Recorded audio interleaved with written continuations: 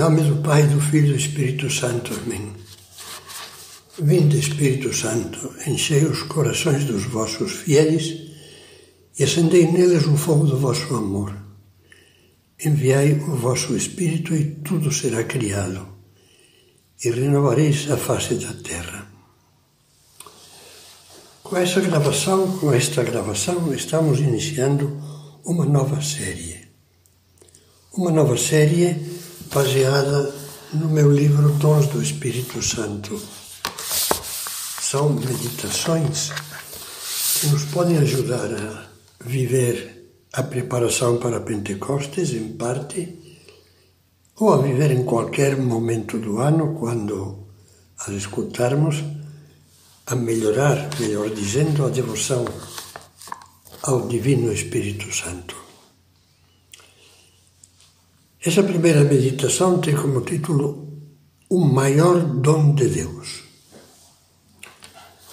Na última ceia, horas antes de se iniciar a paixão, Jesus abriu o seu coração aos apóstolos que estavam com ele à mesa. Era a hora emotiva da despedida. Ele encorajou-os e os consolou com ternura. Dizia-lhes palavras comoventes: Filhinhos meus, por um pouco ainda estou convosco. Agora deixo o mundo e volto para junto do Pai. Não se perturbe o vosso coração. Não vos deixarei órfãos. Como o Pai me ama, assim também eu vos amo. Vós sois meus amigos. Isso Jesus diz a todos nós. Nesse clima carinhoso, de repente, o Senhor pronunciou umas palavras que deixaram os discípulos atordoados, desconcertados. Digo-vos a verdade, convém a vós que eu vá, porque se eu não for, o Paráclito, o Espírito Santo, não virá a vós. Mas se eu for, eu vos-lo enviarei. Os apóstolos estavam sofrendo com o tom de despedida das palavras de Cristo na última ceia, mas nem lhes passava pela cabeça que essa separação pudesse ser, como Jesus acabava de dizer, necessária, conveniente, um bem para eles. O que queria dizer Jesus com estas palavras? Só encontramos a resposta quando conseguimos entender que aquela noite da Quinta-feira Santa e os dias seguintes, a paixão, a ressurreição, foram a hora de Jesus, aquela hora que ele anelava. Ainda não chegou a minha hora. A hora da salvação ardentemente esperada por ele. A hora em que completou a sua entrega redentora, que era a razão da sua vinda ao mundo, e que levou o seu amor até o cume. O mistério da hora de Jesus tem como uma lâmina preciosa de ouro, tem duas faces. A primeira é o sacrifício da cruz. Jesus na cruz dá a vida para expiar os nossos pecados, para nos lavar no seu sangue, como diz São João. Ele é o Cordeiro de Deus que tira o pecado do mundo. Meses antes da paixão já havia anunciado que viera ao mundo para dar a vida pela salvação de muitos.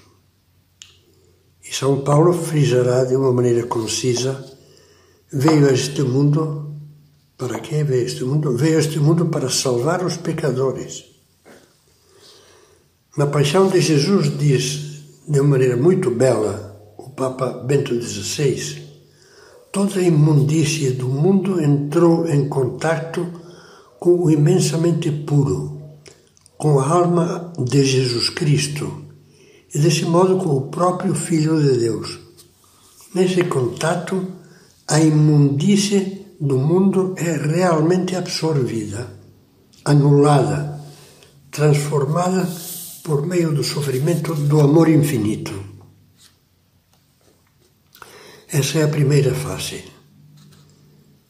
A segunda fase é o envio do Espírito Santo como fruto da cruz. Jesus na ceia disse: Eu rogarei ao Pai, e Ele vos dará outro Consolador, para que fique eternamente convosco.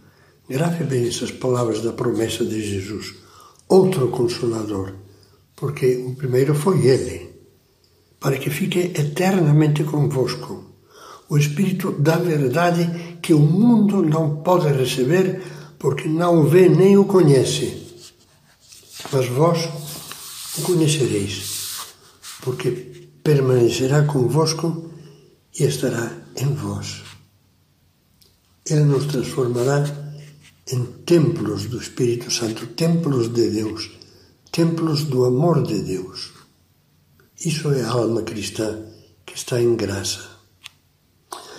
Alguns santos padres dos primeiros séculos entendiam que as palavras entregou o Espírito, com as quais São Mateus conclui a narração da morte de Jesus, na realidade se referiam ao Espírito Santo e deveriam ser traduzidas por enviou, entregou-nos o Espírito.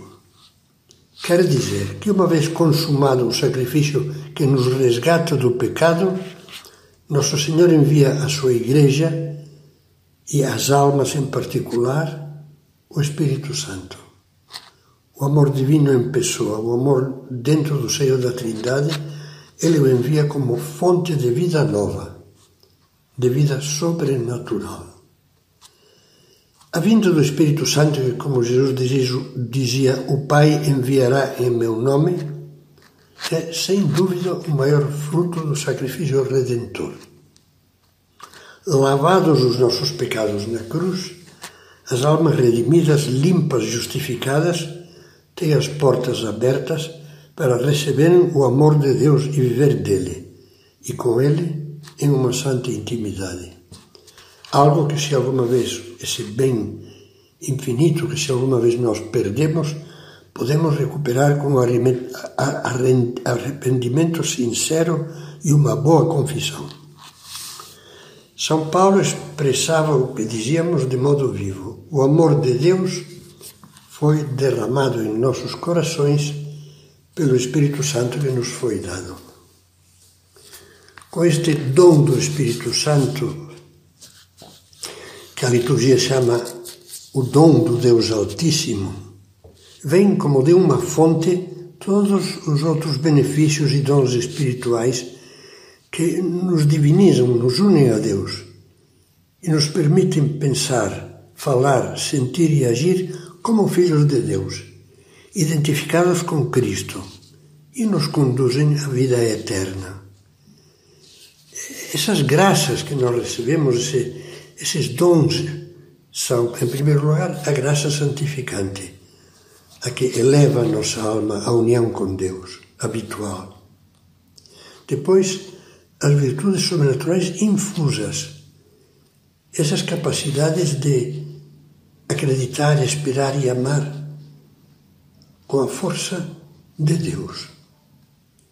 A fé, a esperança e a caridade. Depois os carismas, que são esses dons que Deus nos dá para o benefício dos outros. Por exemplo, os carismas que acompanham, num casamento cristão, a missão de um pai ou de uma mãe. Ou os carismas que acompanham a missão do sacerdote. Os dons que vêm do alto, que lhe permitem desempenhar o seu ministério como ministro de Cristo.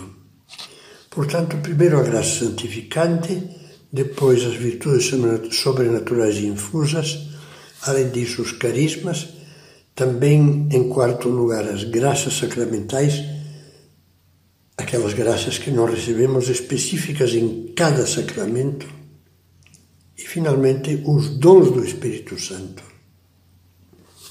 que vão ser o tema dessas meditações.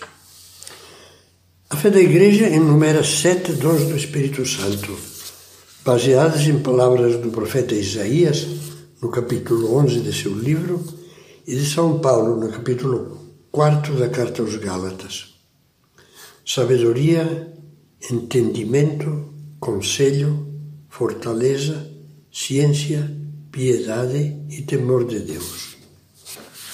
Esses dons, como ensina o Catecismo da Igreja Católica, são disposições permanentes que tornam o homem dócil para seguir os impulsos do Espírito Santo e completam e levam à perfeição as virtudes daqueles que os recebem. São como o último retoque das virtudes. Alguns teólogos os comparam às antenas sobrenaturais que captam a voz e os impulsos e as inspirações do Espírito Santo.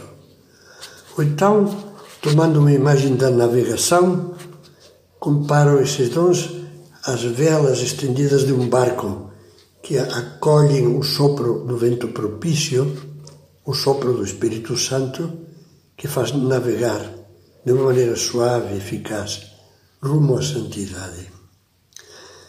Nas próximas meditações, meditaremos, como dizia, sobre esses 7 dons.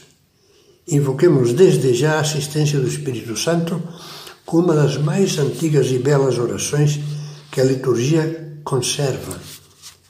A tradição pensa que essa oração foi composta no século XII por um bispo inglês, naquela época em que a Inglaterra era um dos países mais profundamente católicos do mundo. É a chamada sequência de Pentecostes. E diz assim: Vinde, Espírito Santo, enviai do céu um raio da vossa luz. Vinde, Pai dos pobres, vinde, doador das graças, vinde, luz dos corações. Consolador ótimo, doce hóspede da alma, doce refrigério. Descanso no trabalho, no ardor, tranquilidade, consolo no pranto. Ó luz santíssima, enchei o mais íntimo dos corações dos vossos fiéis. Sem a vossa ajuda, nada há no homem, nada que seja inocente.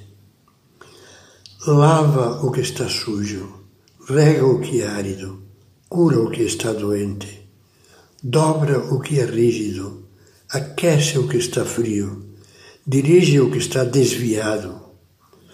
Concedei aos vossos fiéis que em vós confiam, vossos 7 dons sagrados. Dai o mérito da virtude, dai o porto da salvação, dai a eterna alegria. Amém.